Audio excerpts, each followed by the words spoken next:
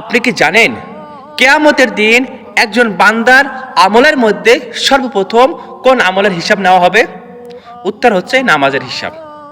আমরা দুনিয়ার কাজের জন্য কত ব্যস্ত থাকি, কিন্তু যে নামাজ আমাদের রবের সঙ্গে সম্পর্ক তৈরি করে সেই নামাজের ব্যাপারে আমরা কতটা যত্নবান। আজকে মাত্র কয়েক মিনিটে আমরা শুনে নিই কোরআন ও সহিহ হাদিসের আলোকে নামাজের গুরুত্ব। আল্লাহ সুবহানাহু ওয়া তাআলা পবিত্র কোরআনে বলেন, ইন্নাস সালাতা কানাত আলাল মুমিনিনা কিতাবাম মাওকুতা।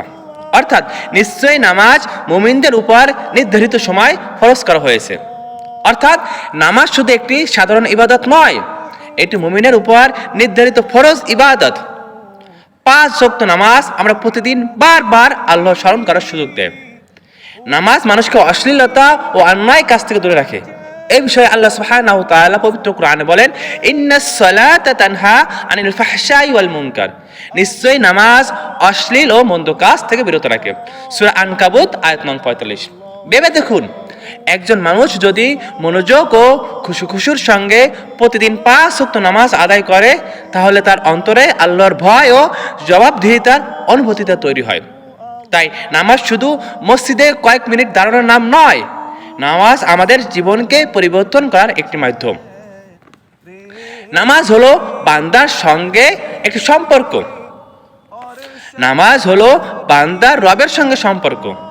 এই বিষয়ে রাসূলুল্লাহ সাল্লাল্লাহু আলাইহি ওয়াসাল্লাম বলেছেন, বান্দা যখন সিজদায় থাকে তখন সে তার রবের সবচেয়ে নিকটবর্তী থাকে। তাই তোমরা সিজদায় বেশি বেশি দোয়া করো। সহিহ মুসলিমের হাদিস। কি অসাধারণ সুযোগ! আমরা যখন সিজদায় যাই তখন দুনিয়ার সব অহংকার ভুলে আল্লাহ সুবহানাহু ওয়া তাআলার সামনে মাথা নত করি। সেই সিজদায় আপনি আপনার দুঃখ, কষ্ট, আশা ও প্রয়োজন সব কিছু আল্লাহ সুবহানাহু ওয়া তাআলার সামনে তুলে ধরতে পারেন। নামাজে অবহেলা করা কতটা ভয়ঙ্কর, এই বিষয়ে আল্লাহ সুবহানাহু ওয়া তাআলা বলেছেন, ফাওয়াইলুল লিল মুসাল্লিন আল্লাযীনা হুম আন সালাতিহিম সাহুন।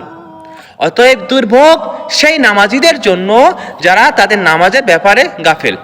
সূরা আল মাউন আয়াত নং 4 ও 5।